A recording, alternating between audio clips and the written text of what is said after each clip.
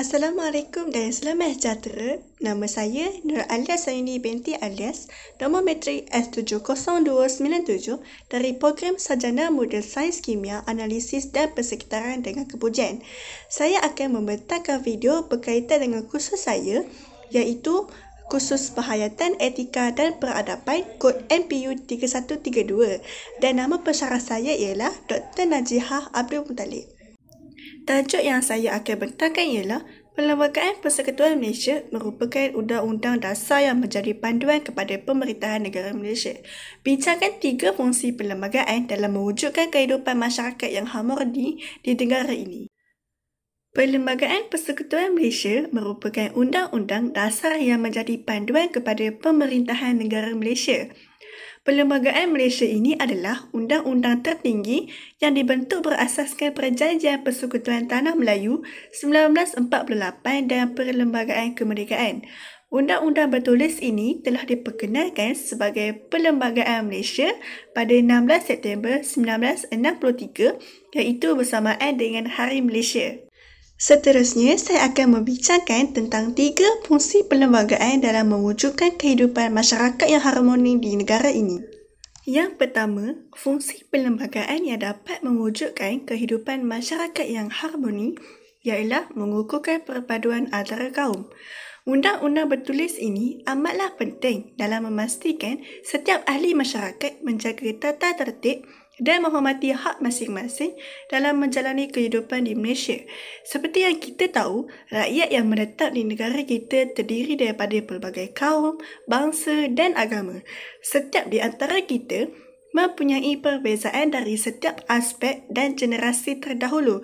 Sebagai contoh, nenek dan moyang kita berjaya menunjukkan sifat toleransi serta telah mewujudkan masyarakat majmuk walaupun dalam mengalami kesusahan hidup pada ketika itu.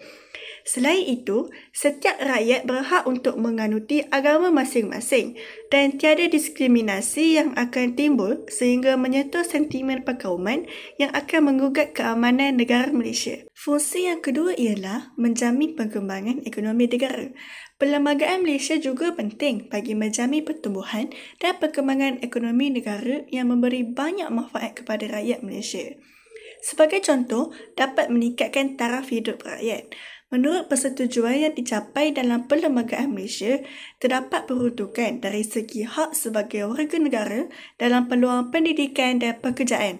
Perlembagaan Malaysia telah mengambil kira kebajikan warga negara yang berbilang kaum dan agama dari segi hak sosial. Situasi ini dapat memberikan imej yang baik yang dimiliki oleh negara di mana ia bahkan menarik minat pelabur asing untuk melabur di dalam negara Malaysia. Kesannya, banyak peluang pekerjaan yang akan dibuka untuk masyarakat tempatan yang seterusnya dapat menggalakkan pertumbuhan ekonomi domestik. Fungsi perlembagaan yang ketiga ialah memelihara hak istimewa golongan bumi putera. Perlembagaan Malaysia berperanan dalam mengekalkan hak keistimewaan golongan bumi putera iaitu orang Melayu, Sabah dan Sarawak. Dalam rangka Perlembagaan Malaysia, elemen tradisi, warisan dan watan telah diambil kira untuk menjadi dasar dan parameter pembentukan tentang hak istimewa golongan bumi putera. Dalam perkara 153 Perlembagaan Malaysia, hak istimewa yang tersebut merangkumi jawatan dalam perkhidmatan awam, beasiswa, pendidikan, perniagaan dan kemudahan khas lain. Misalnya, Bahasa Melayu atau Bahasa Malaysia telah diangkat sebagai bahasa kebangsaan dan agama Islam sebagai agama rasmi Kerajaan Persekutuan. Walau bagaimanapun, kaum lain bebas untuk menganuti agama masing-masing dan bersifat hormat menghormati antara satu sama lain. Oleh sebab agama Islam diterima sebagai agama persekutuan, pihak kerajaan mempunyai kebebasan, kuasa dan keistimewaan untuk menubuhkan, menyelenggara atau membantu institusi Islam. Selain itu, dapat melaksanakan ajaran dalam agama Islam serta mengeluarkan pembelanjaan yang diperlukan untuk tujuan-tujuan tersebut. Elemen-elemen berkaitan kepentingan Melayu ini adalah elemen-elemen yang memayungi prinsip pembinaan negara bangsa. Natijahnya, golongan bumi putera seharusnya bersyukur dan menggunakan hak keistimewaan yang diperoleh dengan baik serta tidak menindas hak golongan lain. Kesimpulannya, Perlembagaan Malaysia adalah undang-undang bertulis yang memberikan pelbagai kepentingan kepada kita sebagai rakyat dan juga pemerintah serta pentadbiran negara.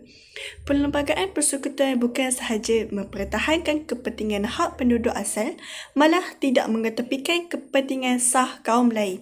Setiap rakyat yang bergelar warga negara Malaysia hendaklah memahami dan menguasai sejarah pembentukan negara kita serta mengambil iktibar daripadanya. Kesepakatan dan perpaduan antara semua akan membawa kita ke arah yang lebih baik berbanding daripada bergerak secara berpecah belah. Persis kata peribahasa, bersatu kita teguh, bercerai kita roboh. Sekian itu sahaja daripada saya. Terima kasih kerana sudi mendengar.